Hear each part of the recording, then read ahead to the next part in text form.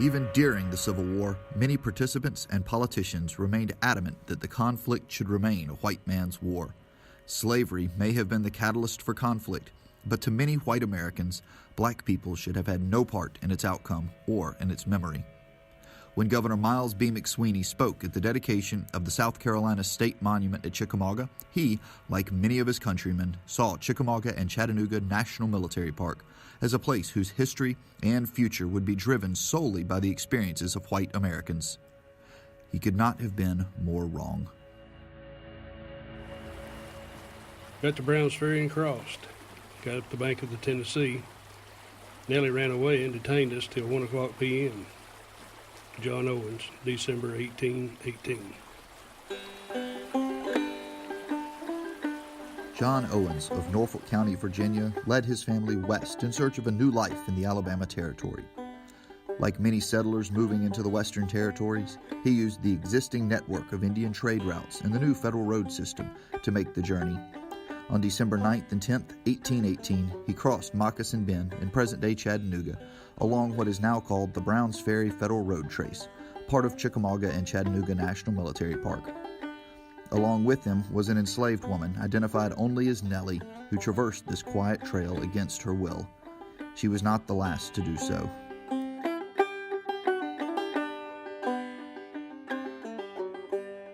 By the 1830s and 40s, a massive migration was underway, a forced migration. As the profits of plantations in the Upper South declined, enslavers and slave traders began selling people to the new cotton states of the Deep South. By 1860, 1 million people had been sold from the Upper South to the Deep South. For those traveling down the road network from Virginia to Alabama and western Georgia, Chattanooga lay right in the path. Untold thousands of black men, women, and children shuffled down this quiet park trail towards a horrific future on the cotton plantations further south. The wealth that they represented helped transform Chattanooga from a simple river crossing into a moderately sized hub of commerce. Like most cities in the South, slavery was the oil that kept the economic engine running. By 1860, 1,100 people were enslaved in Hamilton County. 12 of those people were enslaved by Robert Cravens. Robert Cravens was a prominent Chattanoogan around the time of the Civil War. He had been instrumental in the establishment of the East Tennessee Iron Manufacturing Company and owned the Bluff Furnace, located along the banks of the Tennessee River. In the mid-1850s, he built a new home, which he called Alta Vista, halfway up the northern slope of Lookout Mountain. Integral to the construction of his home and the success of his business were the people he enslaved. Most of his home was destroyed during the Civil War, and Cravens built a new house on the site in 1866. This rebuilt structure still stands and is a popular destination for visitors to the Lookout Mountain battlefield. However, not everything on the property was destroyed, and vestiges of those Robert Cravens enslaved can still be found on the property. My father turned over a stout Negro to old Dan Hogan and put him to building the stone dairy, which was more than a year completing. Jesse Cravens. The small stone dairy at the Cravens house is the only structure on the property that survives from the antebellum period. One of the men that Robert Cravens enslaved built this structure under the supervision of Dan Hogan in 1861. These stones have withstood the storms of battle and time and remain as a silent monument to the sweat and labor of untold numbers of black Americans. Around the time that an enslaved man was building Robert Cravens' dairy, the nation went to war, driven there by debates over the fate of that enslaved man and 4 million of his fellow men and women in bondage. In September 1863, the war came to the region around Chattanooga. That month, the Union Army of the Cumberland swung southward to cut off and capture Chattanooga. The Confederate Army of Tennessee countered,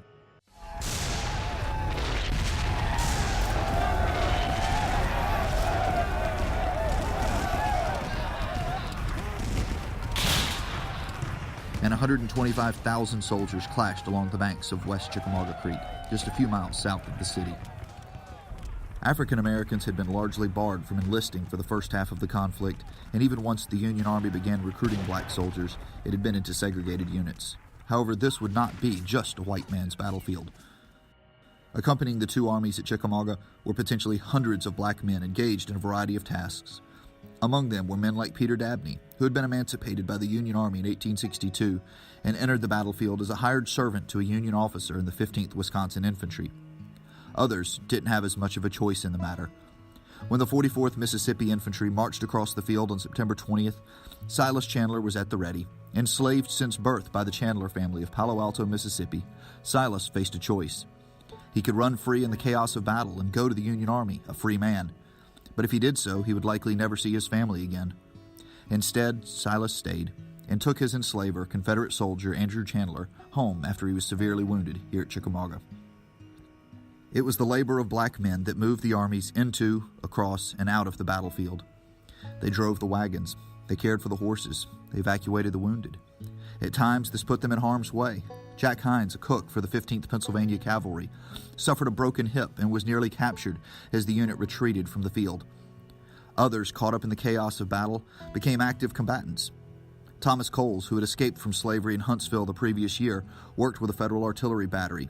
During the Confederate breakthrough of September 20th, he helped load and fire one of the cannon on Dyer Ridge near General Rosecrans' headquarters. He later recalled, "I done told General Rosecrans I wants to fight the rebels, and he sure was letting me do it." Coles didn't know it, but he was firing at his own enslaver, who was crossing the Dyer farm at that very moment. When the battle ended, the gruesome task of burying the dead fell on the shoulders of black men, forced by the Confederate Army to wade through the bloating and decomposing corpses, many of whom were their would-be liberators. Just a few months later, black men returned to Chickamauga battlefield, this time as soldiers. And I made it finally to Chattanooga. That's where there was Camp Contraband. And that's where we met, and that's where we got in this 44th Colored Troops, and a few hundred other people did the same thing. After the U.S. Army captured Chattanooga, they deployed members of the United States Colored Troops back to Chickamauga battlefield to recover the remains of U.S. dead and to reinter them at Chattanooga National Cemetery.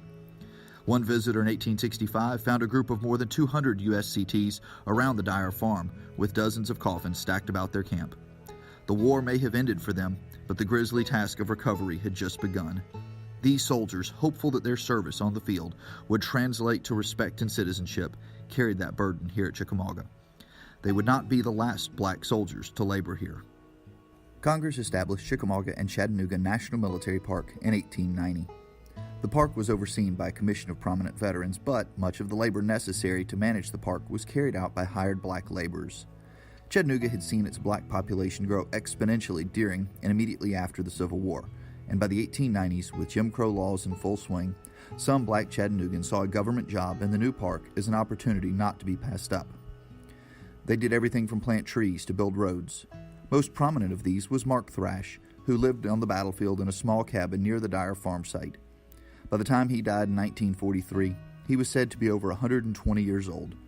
In his later years, he had regaled park visitors with stories about the park and his own legendary life.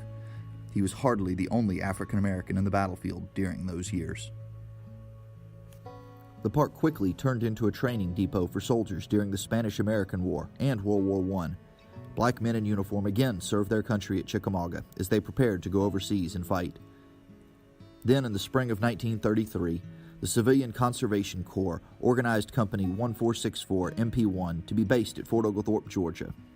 This company, comprised of African Americans from the Memphis area, was based out of Camp Booker T. Washington, located along Reed's Bridge Road, just east of the Park Visitor Center. By the time the camp closed, the men had planted more than 135,000 plants around the park, including most of the trees around the Battlefield Visitor Center. They also repaired and modernized the roads and engaged in various landscaping projects around the park. Many of the roads, trails, and natural beautification projects still visible around the park today are thanks to the hard work of the men of the CCC here at Camp Booker T. Washington. During these years, it was not uncommon for African Americans to make the trip to Chickamauga battlefield. The presence of a large black CCC camp was welcoming, and Civil War battlefields became popular destinations for members of the local black community. Although the National Park Service took over operation of the park in the 1930s, the U.S. Army established, with park permission, a training depot for the Women's Army Corps. Much of this camp was located inside the battlefield in the area around Snodgrass Hill. Among the women who trained in the battlefield, the soldiers of the 6888th Postal Directory Battalion, an all-black battalion of the Women's Army Corps.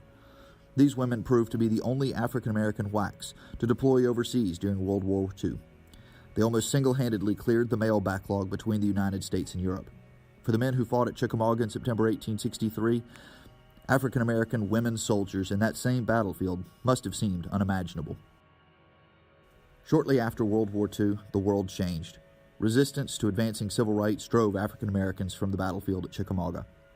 In September 1963, during the 100th anniversary of the battle, a judge from Alabama gave a speech on the importance of preserving states' rights in turbulent times. That very weekend in his home state, 4 girls who had been murdered by terrorists in Birmingham were laid to rest. By the sesquicentennial of the Civil War and the centennial of the Park Service, Chickamauga and Chattanooga National Military Park had begun efforts to reach out and better tell the story of African Americans in the park. Tours, living history programs, and partner programs with the Bessie Smith Cultural Center have all helped to reestablish that this place is a park for all Americans. And if it is to truly be a national park, Chickamauga and Chattanooga National Military Park must continue to preserve and tell all of its stories. I can read his righteous sentence by his dim and begging lamp. His day is marching on. Oh, my poor Nellie Gray, they have taken you away. I'll never see my darling anymore. I'm just sitting by the river and I'm crying all the day, for you've gone from the old Kentucky shore.